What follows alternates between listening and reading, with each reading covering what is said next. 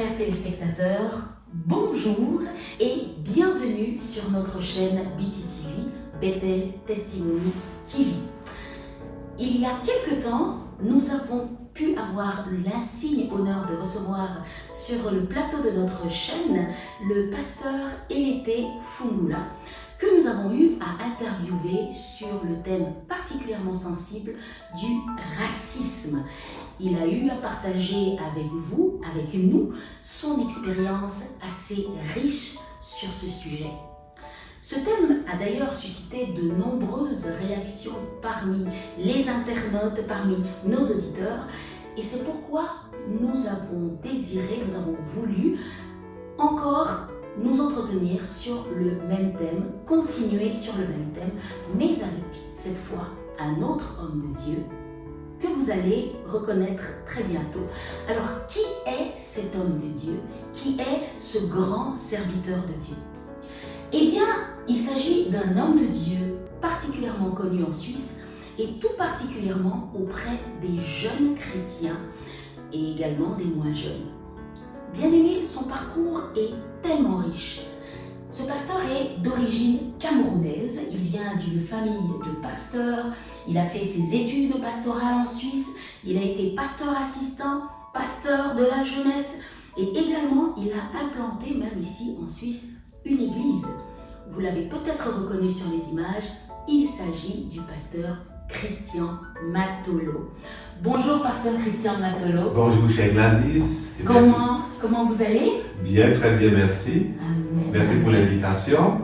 Mais merci à vous d'avoir répondu à notre invitation. Il y a longtemps qu'on essaye de vous avoir, mais votre planning est vraiment particulièrement chargé.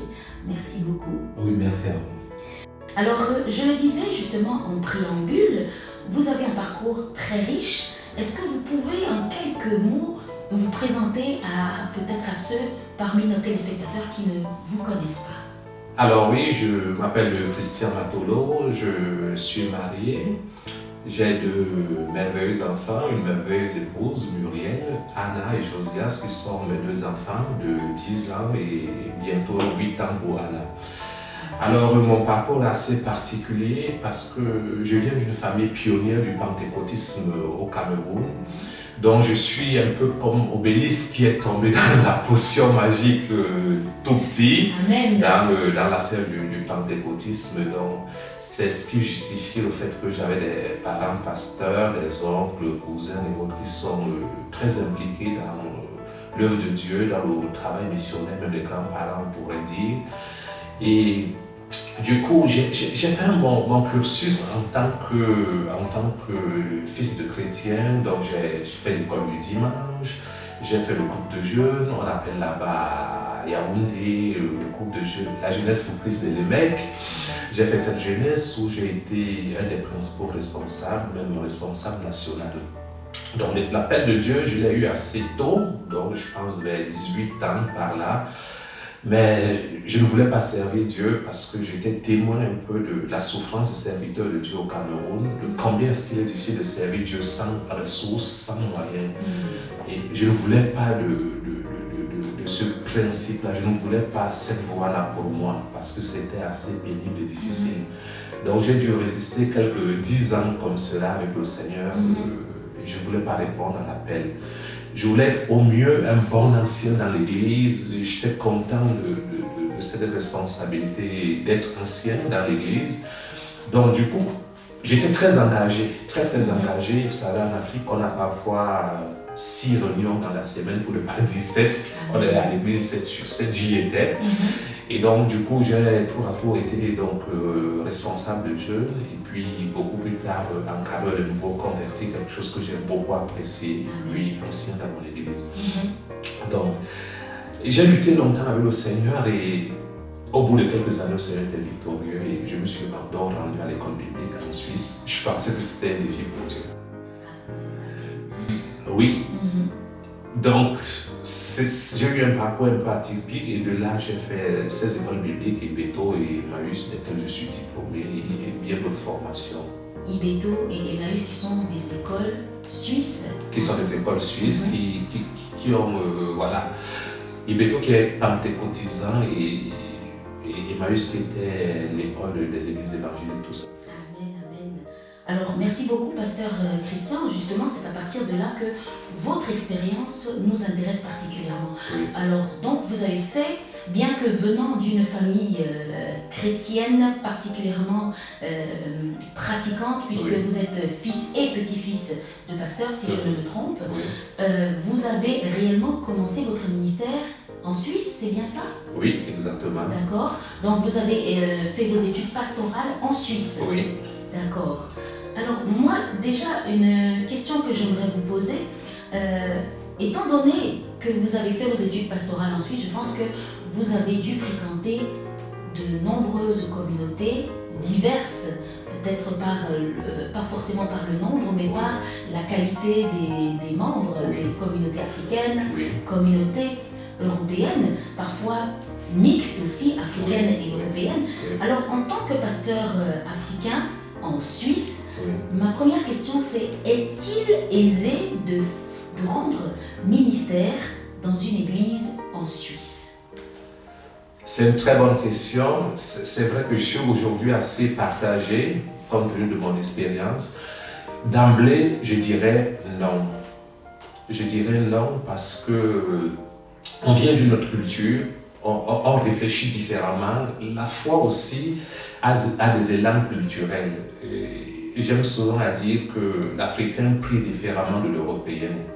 Et l'Européen chante différemment de l'Africain. Et c'est très difficile de vivre les deux ensemble. Et pour moi, comme pasteur, j'ai été parachuté dans une culture que je ne connaissais pas, où les gens priaient silencieusement comme dans l'église catholique chez moi.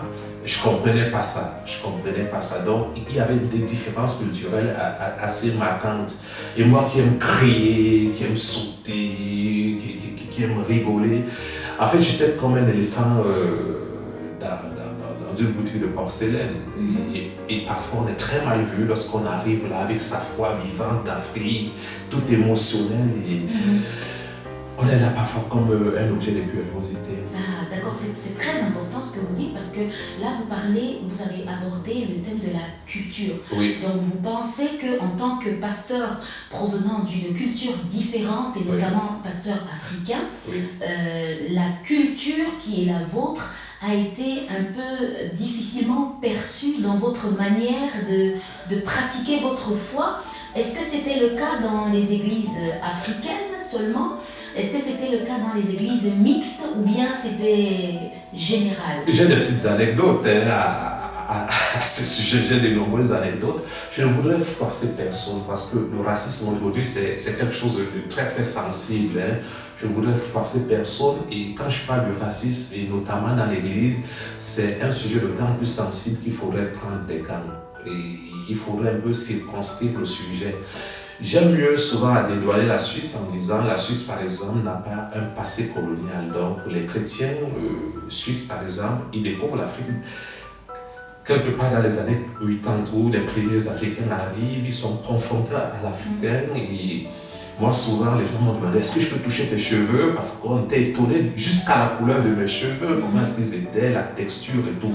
Mais en ce qui concerne l'église, c'est vrai, j'ai été dans les première église où j'arrive, la dame m'accueille. Bonjour monsieur, bonjour. Vous venez d'où? Du Cameroun. Vous habitez une maison? D'accord. Oui. Une vraie maison? Oui. Avec des toilettes? Okay. Ça c'est l'acté en matière un peu. Et puis ça c'est dans l'église? C'est la première fois quand j'entre dans une église où je suis interpellé comme ça. Vous voyez, c'est un petit peu difficile, c'est un petit peu choquant, cet accueil-là. La première église, on pourrait dire c'est un petit village, il y a peu de chrétiens, une trentaine de membres, mais voilà l'accueil que je reçois. Et je sens comment je m'élève, ça monte. Et la dame me dit, il y a des serpents là-bas. Là, j'ai éclaté à ce moment-là. Je me dis, mais c'est le cliché de la télévision. C'est pas ce que je suis, c'est pas ce que nous avons en Afrique. Donc il y a des clichés qui sont là qu'il faudrait corriger. Et je dis à la dame tout doucement, il n'y a pas de serpent. De toute ma vie, je n'en ai pas vu. C'est peut-être pas une question de service, mais c'est comment est-ce que l'Africain est accueilli dans l'église. Et cela peut avoir une connotation raciale ou pas. C'est important un peu de défricher dans ce sens-là pour une bonne compréhension. Alors, effectivement, comme vous le dites, hein, c'est très important. Donc là, en fait, vous parlez en fait de votre premier accueil, Oui. quand vous êtes arrivé, mais est-ce que vous pensez qu'on peut identifier justement ce comportement de ces chrétiens qui voient arriver auprès d'eux un pasteur africain? Peut-on identifier cela réellement à du racisme ou à de l'ignorance? Parce que c'est vrai qu'on entend souvent ce genre de propos, mais vous, en tant que pasteur, pensez-vous que ce soit réellement du racisme ou bien peut-être une manière maladroite de la part des chrétiens, peut-être de s'enquérir de d'où vous venez? Maladroite, je pense, mais du racisme, il y en a. Et j'ai été assez étonné de ce que j'ai plus eu le sentiment, j'aimerais le dire comme cela, d'avoir du racisme beaucoup plus dans les églises charismatiques que dans les églises de type réformé. J'ai été assez surpris de la différence d'accueil et de la différence d'approche. Je vous dirais, j'étais pasteur dans une église et quelqu'un est venu me voir et me dit qu'est-ce que je dois raconter à mes amis? Que mon pasteur est noir? C'est un peu drôle comme ça. Mais on est pris au dépourvu, vous savez. On ne sait pas si c'est l'ignorance, ce que c'est quelque part. On ne sait pas. On ne sait pas trop. Mais moi, j'aime mieux dire c'est l'ignorance parce qu'on ne connaît pas la richesse de l'autre, on ne connaît pas qui est l'autre. Et dans le racisme, se cache beaucoup d'ignorance, je pourrais ainsi dire.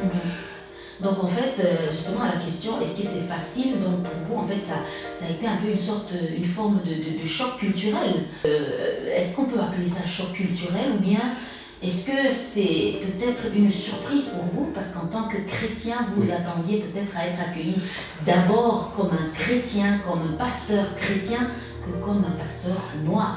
Non, mais ça va plus loin parce que dans ce que nous avions appris, c'est que ce que nous avions appris en Afrique n'était rien. Il fallait mettre une table rase dessus. Donc, quand nous arrivions à l'école biblique, on trouvait des jeunes qui étaient convertis depuis 3 mois, depuis 6 mois qui étaient là, qui n'avaient pas notre vécu, qui n'avaient pas notre expérience, qui n'avaient pas notre background, et à qui on disait, vous devez être au même niveau. Et la chose la plus stupéfiante encore de tout cela, c'est que tout cela ont terminé l'école biblique, tout cela avait des places de stage, tout cela avait une place, tout cela sont devenus bien pasteurs attitrés entre guillemets, alors que moi je n'étais même pas encore stagiaire. Vous savez, il y a des différences. Je vais aller même plus loin. Et c'est quelque chose qui m'a profondément marqué et écœuré. On avait une très bonne ambiance à l'école biblique, je ne veux pas la nommer, mais la première que j'ai faite, je ne veux pas. J'étais l'anathème ici sur aucune école quelconque. Et le directeur d'alors, voyant qu'on avait une très bonne relation avec nos amis suisses, et qu'il y avait de très jolies jeunes filles suissaises qui s'intéressaient bien évidemment aux Africains, a écrit une lettre assez incroyable qui tendait de l'ordre du racisme et qui a dit qu'il ne voulait pas voir une relation entre blancs et noirs en tête à tête, en public, comme on lui aurait tiré. D'accord. Et l'école biblique a failli s'arrêter à ce moment-là. Et du coup, les Africains, nous étions une trentaine de toutes nationalités, ivoiriens, camerounais, burkinabés, béninois, suisses, français. Les Africains se sont retirés. Alors, c'est très important ce que vous dites là, parce que c'est un témoignage quand même, et c'est ce genre de témoignage qui intéresse également nos auditeurs.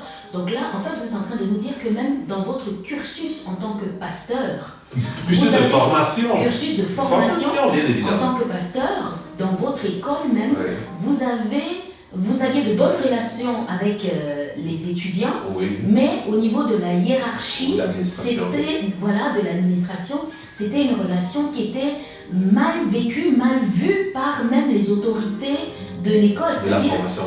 Et vous vous êtes un peu senti rejeté. Donc déjà, dès même la formation de pasteur, vous avez subi ce rejet dû au racisme. Oui, alors cette expérience c'est clairement du racisme, c'est pas autre chose. Je n'en ai pas parlé depuis de nombreuses années.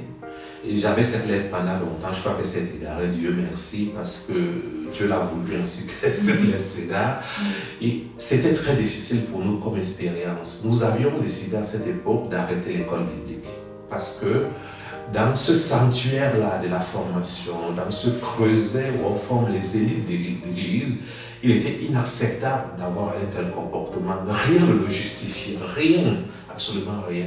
C'était absolument abject et condamnable. Surtout qu'il s'agit de l'Église, non pas des hommes, mais du Christ. Oui, il ne s'agissait pas de l'Église même, il s'agit de ceux qui doivent former le cœur de l'Église de demain, la crème, à quelque part, j'aimerais dire comme cela. C'était une expérience autrement plus difficile que nous nous sommes réunis ce soir-là, je me souviens. C'était terrible pour certains. C'était des larmes, c'était le déchirement, c'était l'incompréhension. C'est quelque chose qui m'a profondément marqué, moi. Et cette nuit-là, nous avions pris la résolution de ne plus faire d'école biblique. Et nous n'étions pas seuls. Et le climat à l'école était délétère. Je me souviens encore d'un mystérieux qui allait afficher quelque chose d'assez incroyable sur la porte du directeur en disant désormais plus de relations entre blanc et noir dans cette école, comme vous avez dit. C'est assez incroyable quand même comme témoignage. On ne va pas citer l'école parce qu'on ne voudrait pas porter l'anathème sur, parce que après tout il ne s'agit pas de l'Église mais il s'agit des hommes. Des hommes, ça il s'agit des hommes, il s'agit des chrétiens qui n'avaient pas de compréhension. Qui n'ont pas la compréhension de la parole de Dieu, de l'amour de Dieu entre frères et sœurs, qui ont préféré voir en une personne peut-être son apparence. On ne va pas porter, donc c'est vraiment un témoignage assez puissant que vous êtes en train de... Je pense qu'il y avait beaucoup d'ignorance pour beaucoup d'encadreurs. Ils ne connaissaient pas l'Afrique, ils ne connaissaient pas la richesse. Il y avait beaucoup d'a priori, beaucoup de jugements, beaucoup de préjugés à quelque part. Et avec du recul, je comprends que cela nous a beaucoup aidés. Cette expérience nous a beaucoup aidés. Et nous a réconforté que nous étions dans du bon. Parce que j'aimerais ici souligner quelque chose de très important. Que si cette école a tenu, elle n'a pas tenu à cause des Africains. Elle a tenu parce que les amis suisses ont été derrière les Africains. Amen. Très très important. Et ça, il faut que je le souligne très clairement. Et je dois ici rendre hommage à tous ceux qui se sont levés. Parce que là, quand le directeur dormait littéralement dans son bureau, parce qu'il ne savait pas si l'école allait prendre feu ou pas, c'était assez chaud. Wow.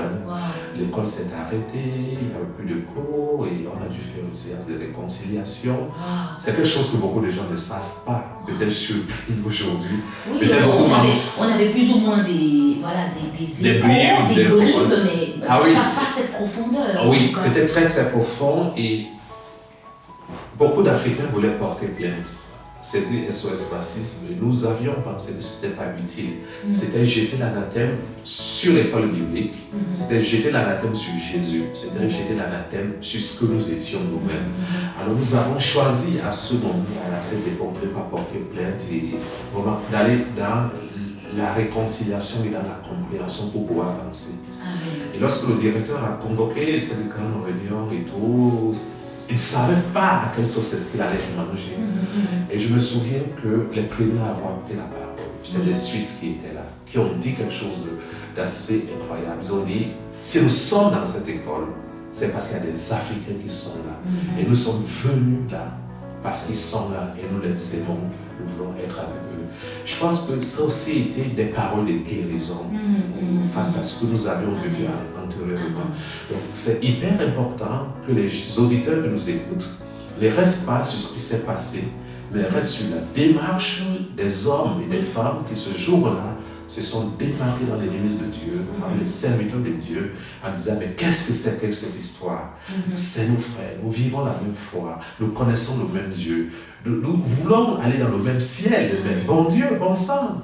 Donc ils ont tapé du poing sur la table, le directeur a compris qu'il avait intérêt à faire machine arrière, à se réconcilier.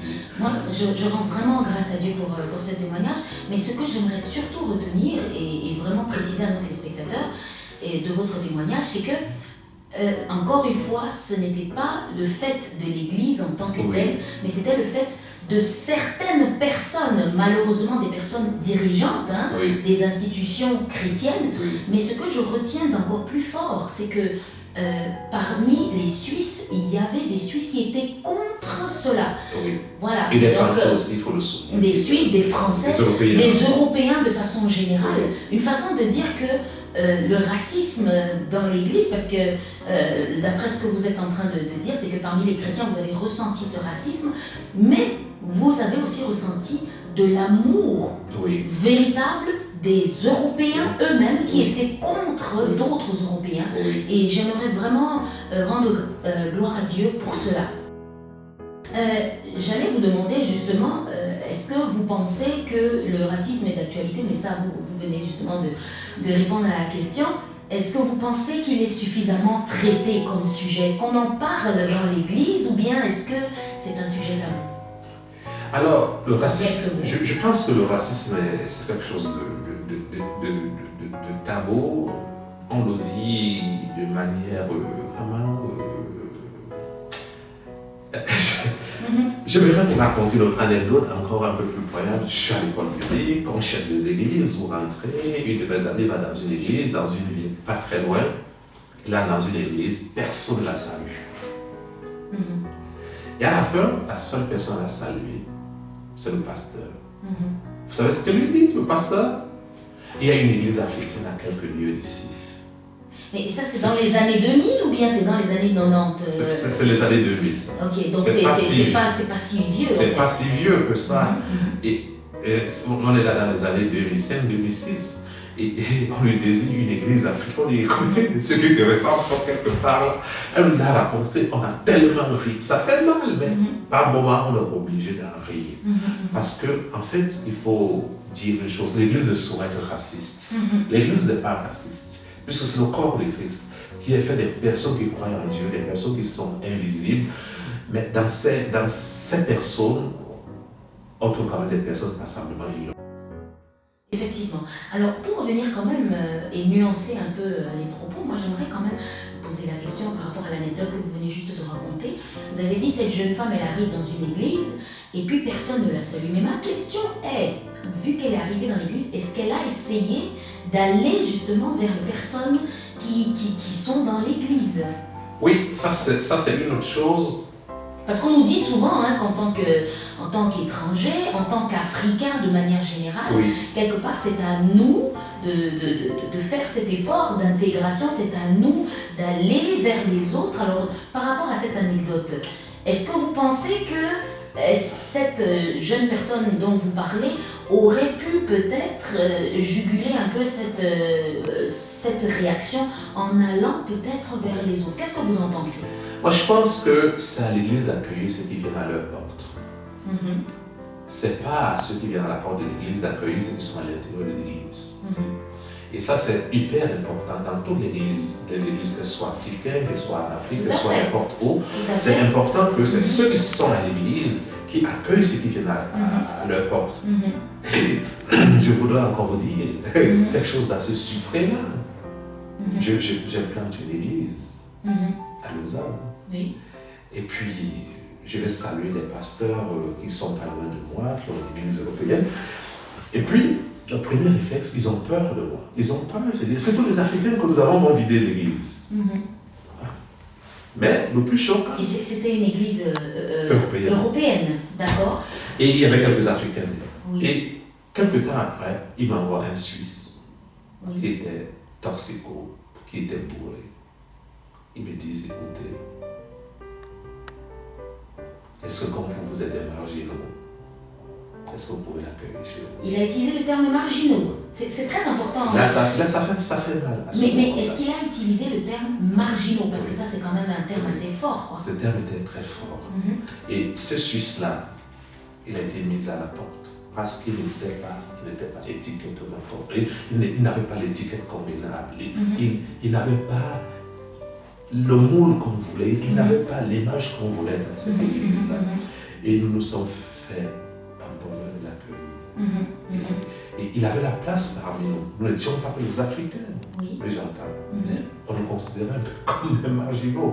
Et c'est là toute la problématique. Les églises africaines, parfois, ne sont considérées pas comme des églises ou des sous-églises. Ou bien comme... Et j'aime pas toujours cette appellation d'église africaine pour cela. L'église, c'est l'église. Bon, il peut y avoir plus d'Africains, j'entends. Il peut y avoir une église faite essentiellement d'Africains. Mais ça reste l'église, corps du Christ. Pourquoi est-ce que l'église peut être scindée en plusieurs branches? Justement, nous allons même revenir sur un sujet un peu comme celui-là tout à l'heure. Bon, c'est vrai que vous avez répondu à la question en disant que c'est l'Église qui doit accueillir, et effectivement. Mais en tant que chrétien, est-ce que vous ne pensez pas qu'une personne, peut-être un chrétien qui arrive dans une nouvelle communauté, est-ce qu'elle devrait, d'après vous, faire peut-être un minimum d'efforts d'intégration? C'est ma question en fait. La question, je la pose, c'est une façon de dire que peut-être que le rejet que l'on ressent pouvait être peut-être moins fort si l'effort était fait au moins d'une part. Oui, alors j'aimerais dire une chose très claire et très précise. J'ai prêché dans de nombreuses églises où j'ai été accueilli, les portes m'ont été ouvertes, mes prédications ont été appréciées. Et je ne voudrais pas jeter le bébé avec l'eau du bain. Je ne voudrais pas qu'une graine fasse croire que tout le sac est pourri. Comprenez un peu. Donc, il faut toujours être très très clair. C'est pour ça que je vous ai dit, c'est un sujet assez sensible et assez délicat. On dira demain, oh Christian, nous sommes racistes, et pourtant nous avons fait ceci, on a fait cela. Non. C'est des amis suisses qui ont cherché tous les jours que je puisse avoir une place de travail, alors que je ne l'avais pas. Donc, je ne voudrais pas jeter l'anathème sur plusieurs personnes. Mais ce que je veux dire, quelle que soit l'église, quand vous entrez à la porte de l'église, on voit l'aspect d'un homme ou d'une femme. On voit quelqu'un qui est très bien habillé et quelqu'un qui est passablement bien habillé, c'est nos standards. Et qu'on fasse asseoir celui qui est habillé comme on est au premier banc et que l'autre le mette derrière, c'est déjà un problème pour moi. Et cette personne qui arrive là sera frustrée. Je pense que nous devons avoir dans l'église l'égalité de traitement. Et c'est important. Il faudrait que, même dans les décisions dans nos églises, c'est pas parce que je suis plus riche que ma décision doit peser plus que celle qui a moins de moyens. On a nos téléspectateurs qui nous écoutent. Il faudrait qu'ils sachent que chez Dieu, nous sommes à la même enseigne, au même pied d'égalité. Et nous devons avoir le même accueil, avec le même degré de respect. Je suis très attaché au degré du respect du croyant. Et en tant que pasteur, on ne doit pas aimer celui qui nous donne plus de dîmes. On ne doit pas aimer ou prier plus pour celui qui nous donne plus d'argent. On doit prier pour les mêmes gens. Et on doit pouvoir accueillir. Moi, j'étais dans une église où j'étais pasteur. Et puis, il y a une prostituée de luxe qui est entrée. Et les gens commençaient à chuchoter. Alors, la prostituée de luxe, les gens qui la connaissaient, elle était frustrée, cette prostituée de luxe. Elle n'est pas africaine, cette prostituée. Elle n'était même pas africaine. Non. C'était très choquant pour elle. Elle a entendu. Elle s'est sentie pas accueillie dans cette église. Vous voyez, l'accueil c'est hyper important, c'était une prostituée. Mais ça ne veut rien dire pour Jésus, prostituée. Ça ne veut rien dire, au contraire. Il dit qu'il est venu pour des personnes comme celle-là. Donc nous devions avoir encore plus de disposition à accueillir une personne comme ça, un voleur, un brigand, que de mal accueillir. Donc le racisme aussi peut se noter, peut avoir des variantes, peut dépasser l'aspect simplement de la couleur de la peau, mais aussi simplement, ça va plus loin, ça peut aller très loin. En tant que pasteur, vous avez été pasteur principal, également, si je ne me trompe, d'une église qu'on peut dire suisse. D'accord. Alors, est-ce que vous avez, en tant que pasteur principal, en tant que père spirituel donc de l'Assemblée, est-ce que vous avez ressenti également ce rejet-là et comment est-ce que vous l'avez géré, comment vous avez géré une telle situation pour continuer à être le père spirituel de l'Assemblée et pour redonner confiance quand même à tous les chrétiens? Comment est-ce que vous avez géré ça? Et est-ce que d'abord vous avez été confronté à ce rejet-là? Bon, il y a des choses qui sont difficiles à dire. Ça a été une expérience. J'ai eu beaucoup d'expérience en matière d'église. Non, j'ai eu les gens ne connaissent pas. En tant que pasteur, l'Africain a une richesse que l'Européen n'a pas. L'Européen a une richesse que l'Africain n'a pas. Tout à fait. Les deux doivent vivre ensemble. Les deux doivent s'enrichir mutuellement. Et quand on n'a pas compris ça, on fait tout faux dans comment est-ce qu'on regarde l'autre. Et l'expérience que j'ai vécue à l'école biblique m'a permis d'être confronté. Donc, j'ai été vacciné à quelque part au racisme. Et du coup, je pouvais mieux l'appréhender. Et puis, je pouvais mieux aider aussi les personnes qui avaient un petit problème avec le racisme. J'en ai eu dans mon parcours de pasteur principal, mais je n'en faisais pas un problème parce que je comprenais parfois la racine du mal.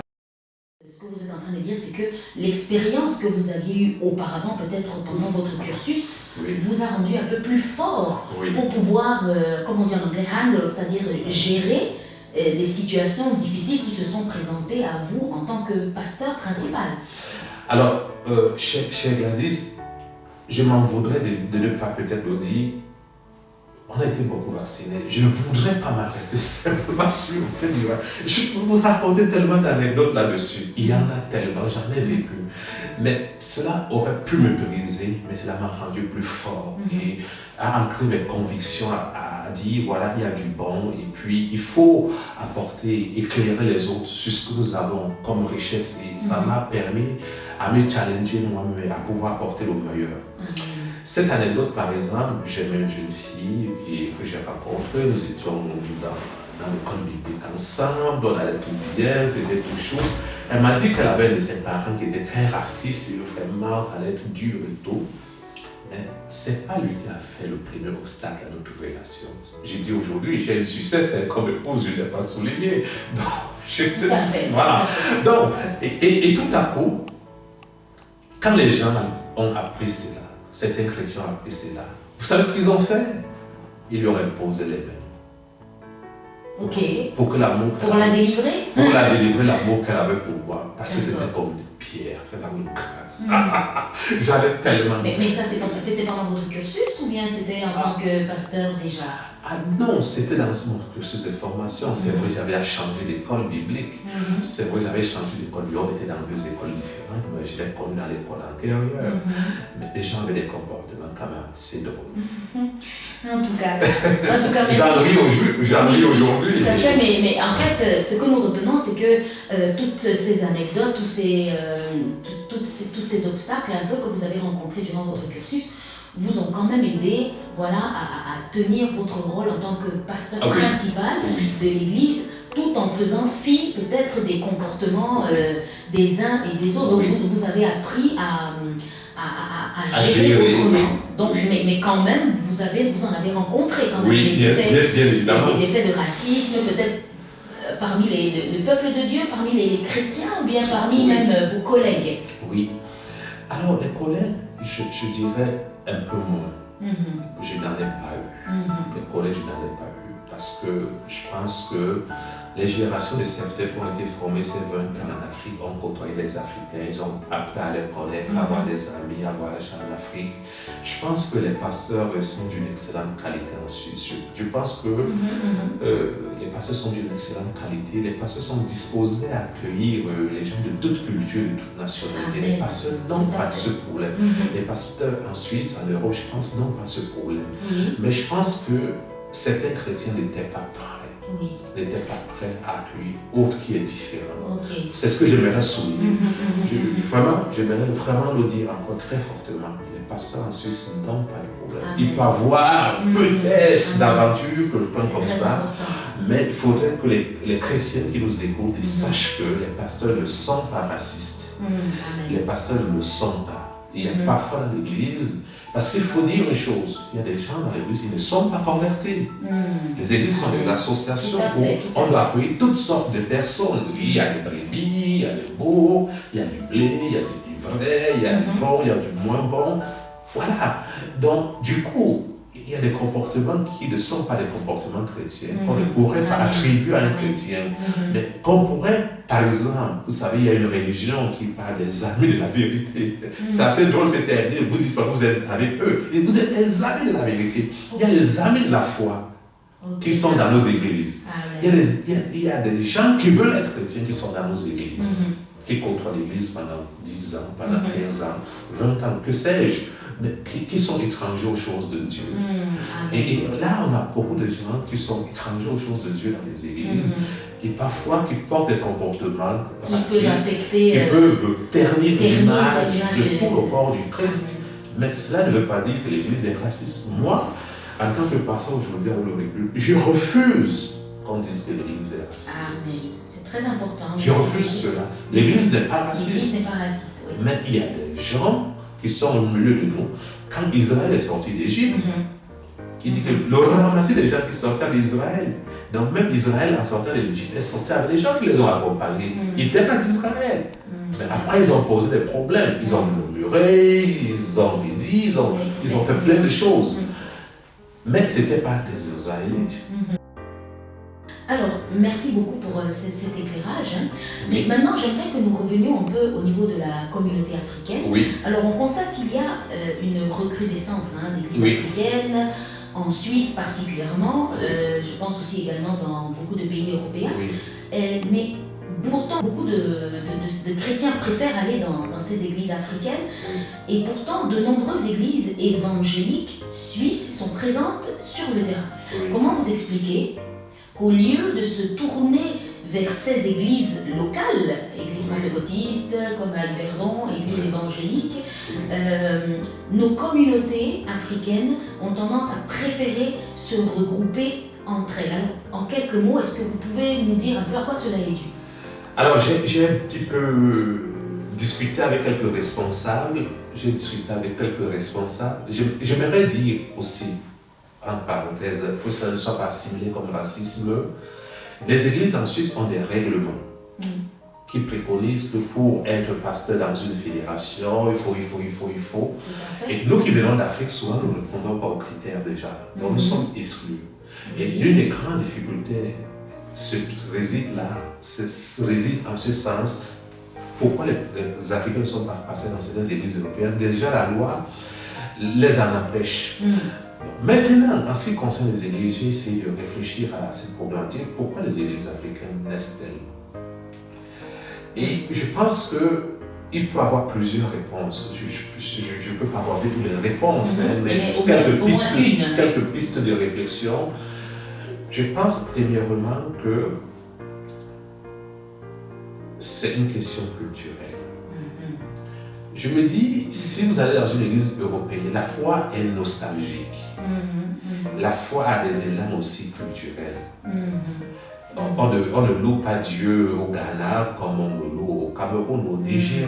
On ne donne pas l'offrande au Nigeria comme on la donne au Burkina Faso. Vous comprenez? Il y a des différences. Même si on est africain, même dans le même continent, il y a des différences, j'entends. Mais en Suisse, en l'occurrence, puisqu'on parle d'ici ou de l'Europe plus largement, je pense que certaines églises ont loupé le coach. Parce que ce que je voudrais dire, si le christianisme évolue dans le monde, il évolue de par les pays du Sud. Tout à fait. Est-ce que vous savez que le Nigeria seul a l'équivalent des chrétiens de toute l'Europe? Seulement le Nigeria. Ne prenons pas les autres pays. Donc ils ont l'équivalent de tous les chrétiens d'Europe. Et si le christianisme évolue, il évolue à cause des pays du Sud. Donc l'Afrique, l'Asie et l'Amérique latine. Alors que la foi se meurt à l'Europe. Et l'Europe a loupé le coach en se disant, nous avons investi en Afrique. On a investi spirituellement. On s'est essoré. Maintenant, l'Afrique nous révisite pour nous redonner ce que nous avons. Et les églises ont loupé le coach en disant, en fait, ce qui nous revient à nous, c'est notre sémence et nous devons l'accueillir dans nos milieux. Et là, les églises ont loupé quelque chose de fondamental. Les églises suisses ont loupé le coche peut-être en marginalisant, c'est ce que vous voulez dire un peu? Les églises africaines? Parce que le fait de la création des églises africaines... Je vais vous dire à quoi ça naît, à quoi une église africaine se naît. Voilà. Je vais vous dire à quoi. Comment est-ce que ça naît?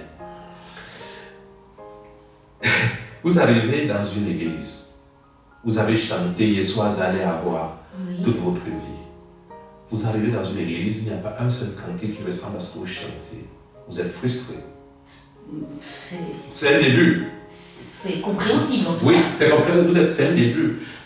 On n'a pas besoin d'un pasteur africain dans une église européenne, forcément. Mais rien que d'intégrer les églises où moi j'ai trouvé, on a intégré un seul chant africain. 2 chants. Les Africains qui sont là n'en demandent pas plus. Ils sont hyper heureux, hyper contents. Certaines églises ont eu l'astuce de faire des cellules africaines pour permettre aux gens qui étaient là de prier comme en Afrique. Ça, c'est des astuces. Et elles ont fort bien réussi. Elles ont capté ce courant-là et ont fait ces projets-là. Et je les salue, c'est celles qui l'ont fait. Et depuis, on dit, voilà, aujourd'hui, nous allons chanter un chant africain. Et ils l'ont fait. Donc, on fait des repas africains pour que ceux qui étaient de l'Afrique se sentent accueillis. Et je pense que ces Africains se sentent bien dans ces églises-là européennes et ils y sont bien. Tout à fait, tout à fait. Vous comprenez un peu, ils y sont bien, ils sont à l'aise, ils sont heureux de ce qu'ils vivent. Mais maintenant, quand vous êtes pasteur venu de l'Afrique, vous étiez pasteur, vous savez, le titre pasteur n'est pas protégé. Vous êtes ingénieur. Si je dis que je suis ingénieur, moi, je peux être condamné. Parce que le titre que vous avez protégé, le titre de pasteur n'est pas protégé. Donc, c'est une question d'appel et de vocation. Et c'est les hommes qui reconnaissent un ministère. Ça, c'est le problème de fond. Et alors, quand vous arrivez en Suisse, vous êtes reconnu chez vous comme un ministre. Vous arrivez en Europe, on ne vous reconnaît pas comme un ministre. Un, parce que le poste est rémunéré. Deuxièmement, parce que personne ne vous a connu, n'a pas vu ce que vous avez fait, si vous avez fait un miracle, vous n'êtes pas reconnu. Donc, du coup, qu'est-ce que vous faites? Vous êtes là comme une personne lambda. Vous avez un potentiel qui est brûlant. Vous voulez servir, vous voulez servir Dieu. Mais il n'y a pas une place pour vous exprimer. Qu'est-ce que vous faites? Ça commence par des cellules de prière et des choses comme ça. Alors, c'est pour ça que j'ai dit à un pasteur un jour, j'ai dit, responsable d'église un jour, qui ne voulait pas me donner un poste. Alors que vous étiez pasteur? Alors que j'étais pasteur, j'avais fait le communique. Je lui ai dit, un jour, nous aurons des comptes à rendre à Dieu. Et je n'aurai aucune excuse en disant, telle fédération ne m'a pas donné un poste pour te servir le Seigneur. Alors, il y a le chant de Dieu qui est là, qui est le monde. J'ai la machette maintenant, et alors je vais aller défricher. Et c'est comme ça que j'ai commencé l'église. Je l'ai commencé parce que j'avais ce qu'il fallait pour le faire. Et le ministère, c'est les hommes qui reconnaissent en vous. C'est pas d'abord le diplôme qui reconnaît. Tout à fait. Donc vous pouvez être très bien pasteur. Vous avez l'appel de Dieu. L'appel de Dieu. Parce que moi j'ai eu dans les écoles bibliques, excusez-moi de vous dire ça, des gens qui étaient mais qui n'avaient pas l'appel de Dieu. Des gens qui avaient besoin d'une formation parce que l'État l'exigeait. Les gens qui étaient là parce qu'ils voulaient s'affirmer comme croyants, mais qui n'avaient aucune vocation.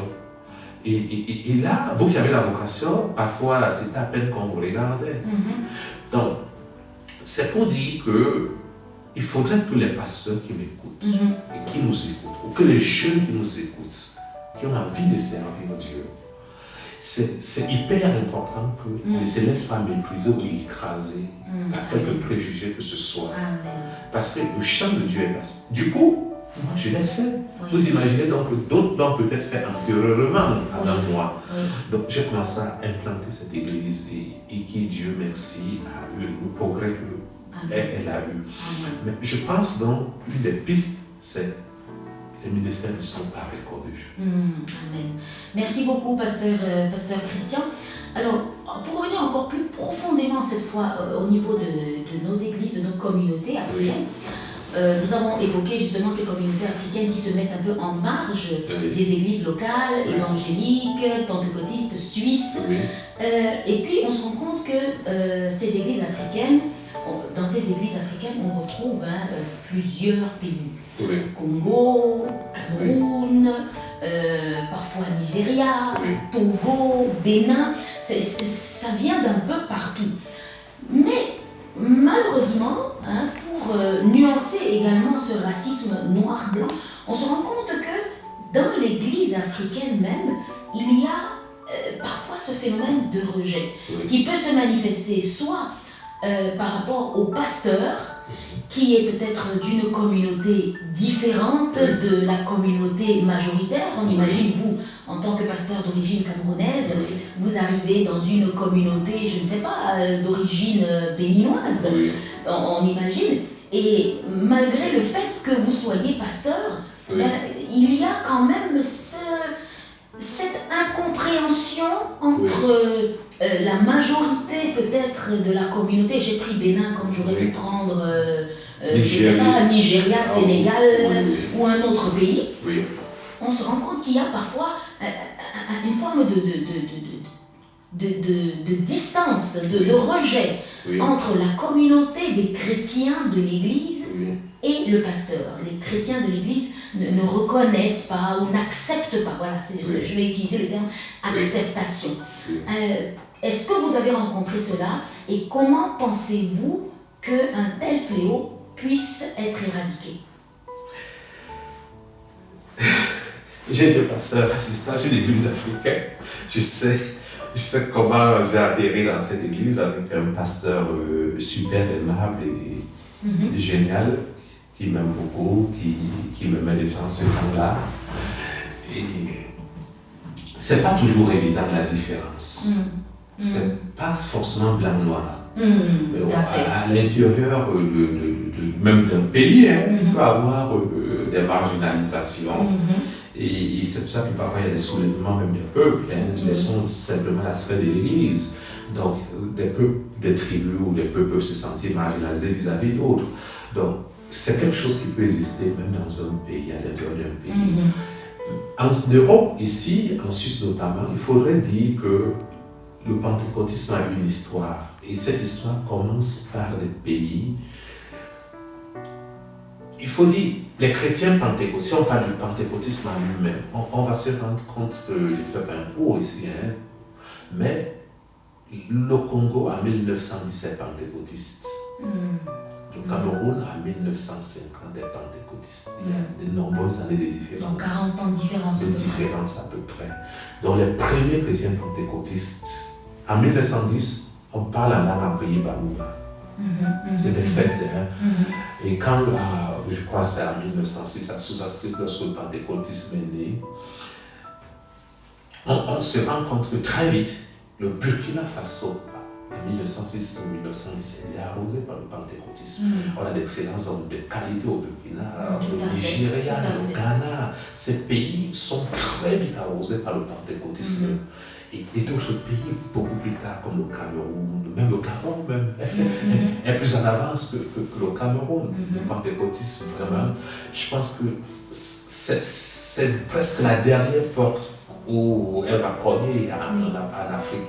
Donc du coup, on va se rendre compte qu'on a des fortes communautés chrétiennes au Burkina, des fortes communautés chrétiennes au Congo.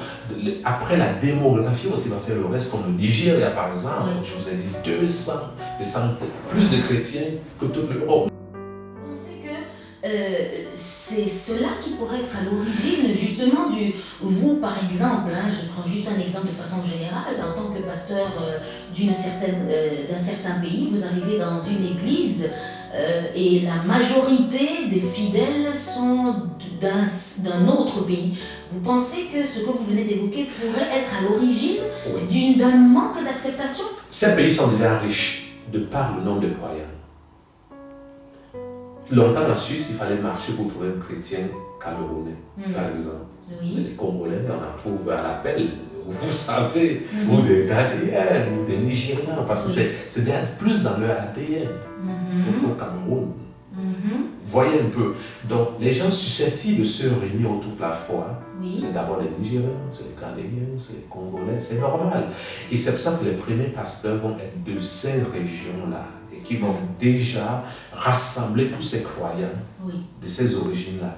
Et puis maintenant, les autres nationalités, Côte d'Ivoire, Cameroun, Bénin et autres, vont se greffer autour de ce noyau qui va exister. Mais ne seront pas reconnus, c'est ce que vous êtes en train de dire.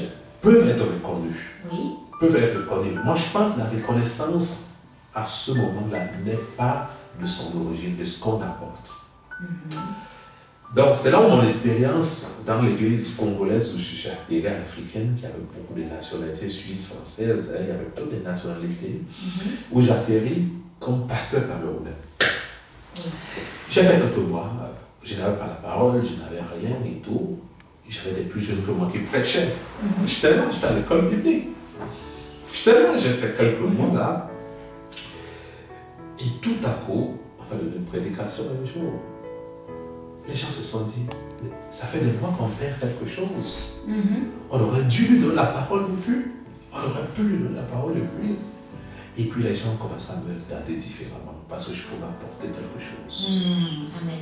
Vous comprenez un peu donc une fois que vous avez fait quelque part montrer le feu que vous aviez en vous, le feu de Dieu que vous avez en vous, quelque part ça a facilité l'acceptation, votre acceptation en tant que pasteur. Oui. Vous savez, je vais prendre une communauté comme les Nigérians, ou les Ghanéens, les Congolais. Je vais vous dire, je vais vous choquer en vous disant ça. C'est des peuples qui ont des bonnes prédications, parce qu'ils en ont.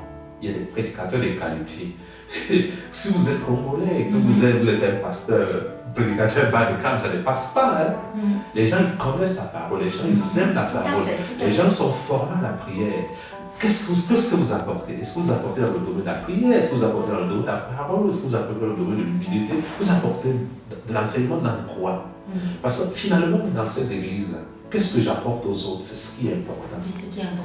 Et c'est ce qui permet d'ouvrir ou de créer des ponts ou de ne pas créer des ponts. Mais quand même, j'aimerais encore amener une petite nuance, parce que quand même, on voit qu'il y a, malgré le fait, ok, on peut dire qu'il y a la culture, comme vous avez dit, qui fait en sorte que certaines églises africaines naissent en marge des églises locales, notamment des églises locales suisses. Il y a la culture, peut-être comme vous avez dit, l'envie de louer de la même façon, l'envie de prêcher de la même façon. Mais pourquoi y a-t-il autant d'églises africaines? Nous sommes dans une petite ville comme Yverdon. Je pense que les églises africaines, il y en a beaucoup. Il y en a énormément. En tout cas, il y en a quand même un certain nombre par rapport à une ville comme Yverdon. Quant à Lausanne, on ne compte pas. On peut voir même des églises africaines qui sont séparées de à peine 100 mètres, 200 mètres, avec des communautés qui parfois ne dépassent même pas 20 membres, 15 membres, 30 membres. Alors, oui, c'est vrai, il y a le racisme qui peut exister. Oui, une fois que vous avez montré le feu que vous avez en vous, il y a le phénomène d'acceptation. Mais à quoi est due cette micro-division d'églises africaines? Alors, je vais prendre un grand penseur qui n'est pas biblique, qui disait cette foule qui ne sait pas faire foule. C'est aimer ses élèves. Et le peuple noir, c'est africain en l'occurrence, c'est un peuple qui ne sait pas faire foule, qui ne sait pas s'unir, qui ne sait pas marcher ensemble, qui ne sait pas surpasser ses différences, qui parfois se replie, le repli identitaire peut être très très très fort. Je travaille avec un pasteur congolais. Qu'est-ce qu'il a lutté pour que les chants soient en français ou en anglais? En Suisse. En Suisse, ici. Et ça peut être difficile parce que parfois, en tant que pasteur, vous avez une vision, mais vous devez même lutter avec les gens qui travaillent avec vous, pour qu'ils sentent la vision. Je pense que le bas blesse dans le fait que beaucoup de personnes n'ont pas parfois intégré la vision des églises où ils sont. Il y a ça. Et puis, la deuxième chose qu'il y a dans le pastorat, c'est que les gens ont beaucoup l'envie de se réaliser. De se réaliser. De se réaliser soi, c'est pas de réaliser Christ. Mais qu'est-ce que vous voulez dire par le fait de se réaliser? Parce que, en fait, pour certains, le pastorat, c'est un aboutissement d'une vie. On a commencé chrétien, on est passé ancien, après on est devenu pasteur, et peut-être même plus tard, on est devenu apôtre, et mieux encore peut-être cardinal. Comme il y a aux États-Unis, il y a une école biblique qui forme les cardinaux. Non, pasteur, c'est pas de gamme. Maintenant, il faut avoir un niveau où on forme les cardinaux. Donc,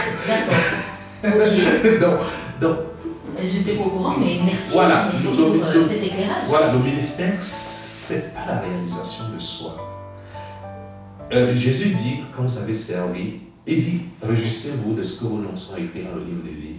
Et quand vous avez travaillé, dites simplement que nous sommes des serviteurs inutiles. Amen. Nous sommes des serviteurs inutiles. Et pour servir Dieu, il faut d'abord premièrement reconnaître son inutilité. Alors là, on devient utile. On ne devient pas utile pour soi. On devient utile pour les autres, en reconnaissant son inutilité. Et ça, c'est hyper important de connaître. Alors que dans nos églises, il y a des égos parfois surdimensionnés. Il y a des problèmes de leadership comme il en existe partout. Et puis, quelqu'un se dit, comment puis-je être assistant alors que je devrais être? Comment puis-je être ceci alors que... Et c'est ce qui fait que la personne, après, elle quitte un peu. Elle quitte un peu, elle se dit, voilà, j'ai dans mon noyau, j'ai mes sympathisants, je m'avais créé ma chose avec mes sympathisants. Moi, j'ai entendu encore des choses plus fracassantes. Certains me disent, ah, il ne vient pas de notre région. Dans une même église, dans le même pays, ah, il ne vient pas de notre région. Les gens qui viennent de telle région se retirent parce que ceux-ci viennent du nord, les autres viennent du sud, alors nous du nord, on se retrouve entre nous du nord. On fait notre petite sauce du nord, on greffe d'autres gens qui peuvent s'agglomérer à nous. Et ça, c'est une grande difficulté. C'est une grande difficulté. Donc, après, maintenant, moi je dirais, on peut avoir quelques églises d'origine africaine. Ça ne crée pas un problème. Mais est-ce que nous sommes divers dans l'unité? Ça, c'est le problème de fond.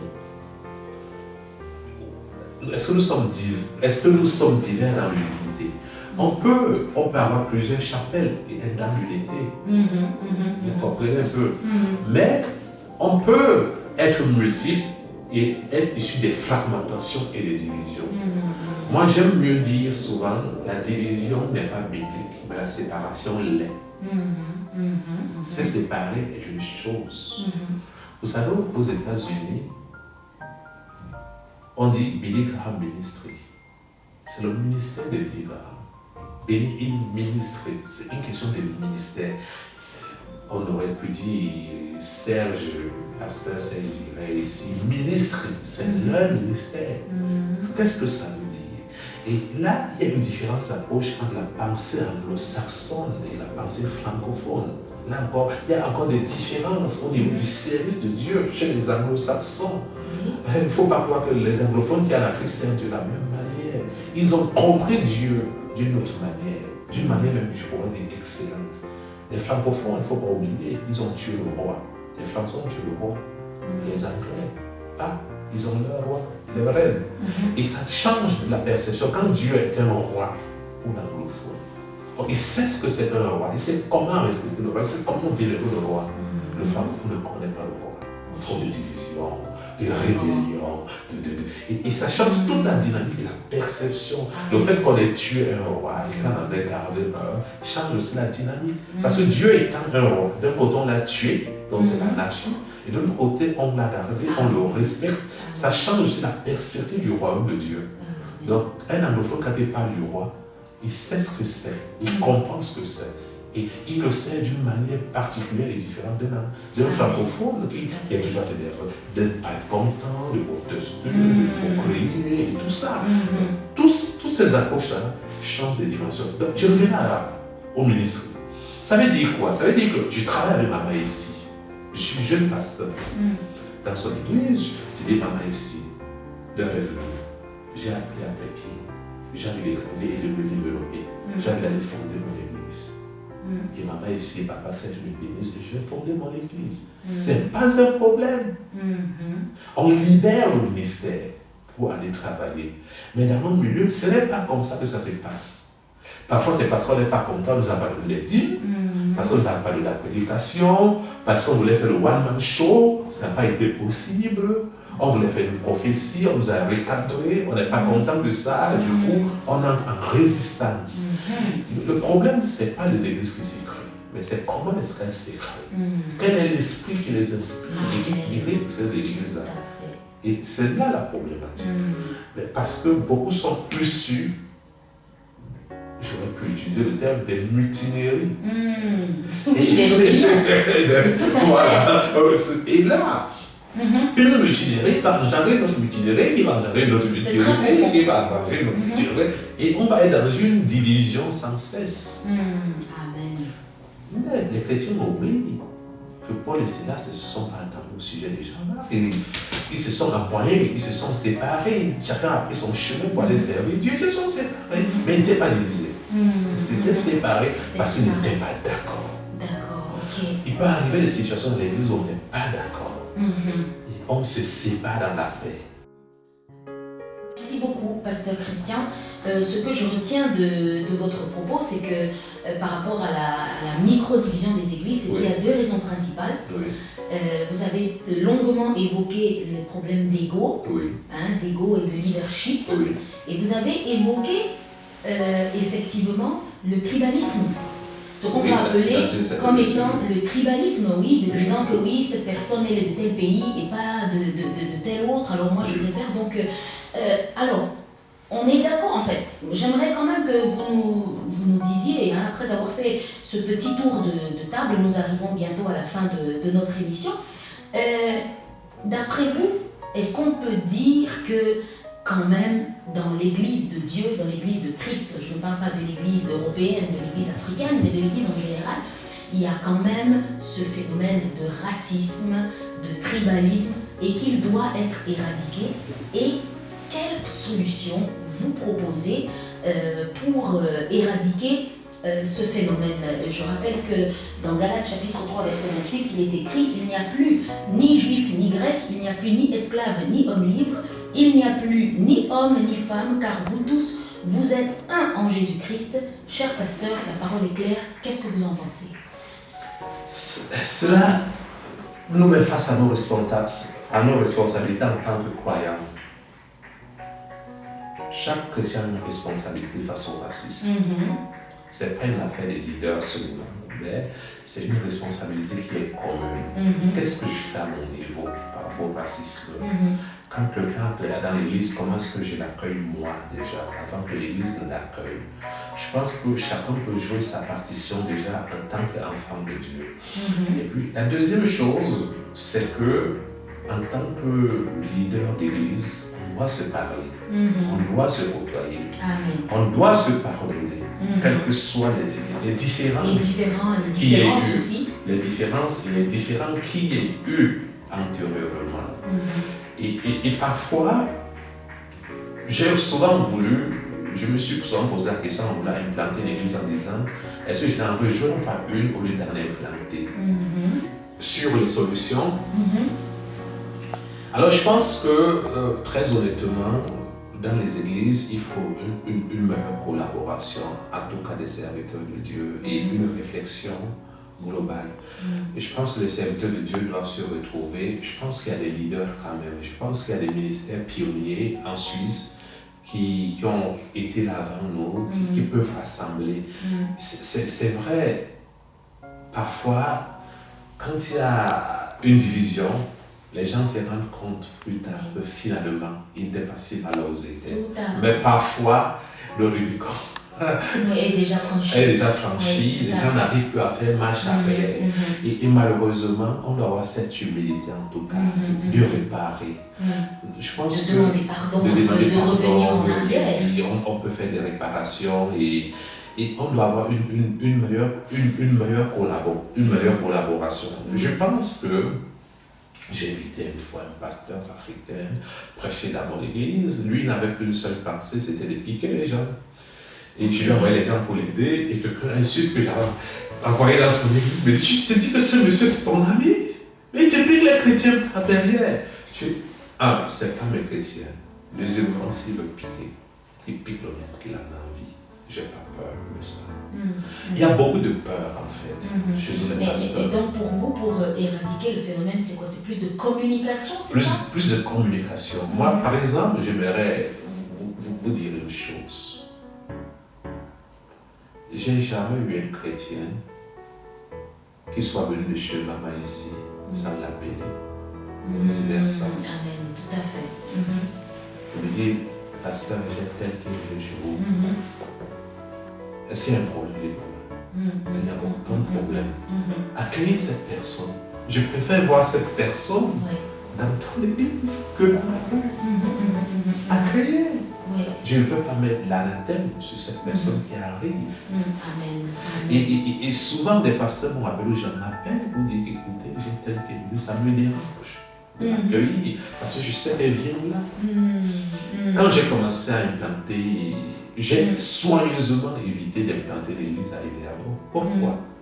Parce que j'avais maman ici, parce que je la connaissais, parce que je me disais, si j'implante, qu'est-ce que ça fait? Ça fait boule de neige, j'ai simplement 2 personnes qui m'apprécient là-bas, qui vont chercher à venir, après je suis en porte-à-faux avec elles. Je ne trouvais pas ça juste. Donc, on doit aussi avoir des égards, la sagesse et les égards vis-à-vis des autres serviteurs de Dieu.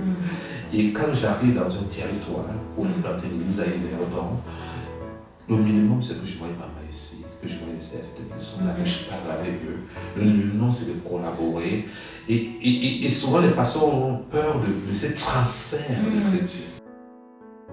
Principalement sur le sujet du tribalisme, comment vous pensez que l'on puisse éradiquer justement ce phénomène du tribalisme, du milieu des églises, du tribalisme et du racisme? Vous pouvez vous adresser directement Oui, le tribalisme souvent donne lieu à des transferts en fait, c'est ça que je l'ai évoqué. Maman ici, elle est ghanéenne, je vais au Ghana, je fais le transfert. J'étais chez une Ivoirienne, dans une église ivoirienne, une ghanéenne qui est commencé à s'installer, non, je fais le transfert. Mais si je collabore avec maman ici, moi je suis camerounais, écoutez, maman aussi est aussi bien que moi. Pas le même. Vous pouvez faire un culte chez elle.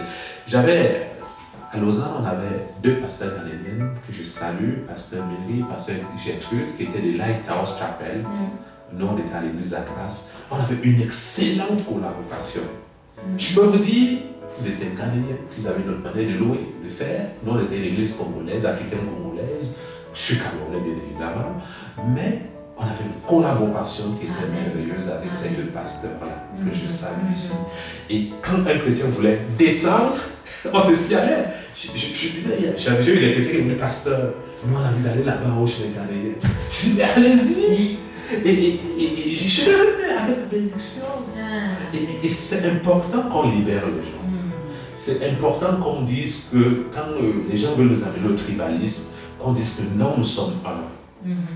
Le tribalisme, c'est nous qui devons dire non, nous sommes un. L'autre n'est pas différent de vous. Il apporte quelque chose de particulier, mais il n'est pas différent de moi en tant que serviteur ou servant du Seigneur. Amen. Merci beaucoup, Pasteur Christian. Ce fut un honneur vraiment de vous avoir sur notre plateau. Franchement, tout ce que vous avez dit est vraiment très profond et très riche. Alors, pour terminer, est-ce que vous avez peut-être un dernier mot, une dernière parole d'encouragement à donner à nos téléspectateurs?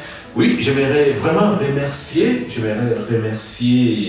cette émission qui est faite. Je vous remercier, chère Gladys, pour ce travail qui est fait pour l'édification du corps de Christ. Nous essayons aussi de défricher des sujets qui sont délicats. J'aimerais que tous ceux qui nous écoutent sachent que c'est des sujets qui sont sensibles, qu'ils ne restent pas braqués, qu'ils ne restent pas bloqués sur ce que nous avons dit, bien au contraire, qu'ils trouvent des ressources et des moyens pour pouvoir avancer. Mais j'aimerais aussi bénir cette église de Bethel qui a pignon sur rue, j'aimerais dire comme ça, selon l'expression employée, depuis des années maintenant, qui fait un travail formidable. D'aucuns le reconnaissent certainement, peut-être d'aucuns ne le reconnaissent pas, mais nous voulons saluer le travail qui est fait, nous voulons bénir ce ministère de Bethel, nous voulons bénir le ministère de Papa Serge, Pasteur Serge, de Maman ici, et vraiment que ce travail aille de l'avant, que cette église continue à se développer. Nous avons trouvé ce ministère sur place. Quand je pensais à Maman Serge, à Maman ici, à Papa Serge, je me disais, c'est un peu comme les gardiens de la boutique. Ils sont là, ils tiennent malgré les épreuves, les difficultés, les combats, les luttes. Et nous voulons les saluer et dire aux téléspectateurs qui nous écoutent que c'est une bonne église. Restez-y, si vous y êtes, restez-y. C'est une bonne place pour vous. Et si vous cherchez également une église, j'aimerais dire que c'est une bonne église où vous pouvez être édifié, être suivi.